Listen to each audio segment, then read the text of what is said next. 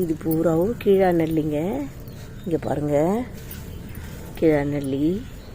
இது வந்து லிவர் பிரச்சனையை சரி பண்ணும். இங்கே பாருங்கள், இதை நான் எடுத்து போடவே மாட்டேன், அடிக்கடி மருந்து பொருளாக யூஸ் பண்ணிப்பேன். இது வந்து குப்பை மேனிங்க. இது மேலே பூச்சி கடிச்சிட்டாலோ இல்லை வயிறில் வந்து பிரச்சனை இருந்தாலோ இதை வந்து கசக்கி சாப்பிட்டோம்னா சளி இருமல் இருந்தால் வெளியே வந்துடும். இது கூட கற்பூரவல்லியும் துளசி, குப்பை மேனி, ஒரு துண்டு இஞ்சி எல்லாம் வச்சு அரைச்சி குடித்தோம்னா சளி இருமல் பறந்து போயிடும். இது வந்து பாருங்கள் எவ்வளோ வளர்த்து வச்சுருக்கேன் பாருங்கள்.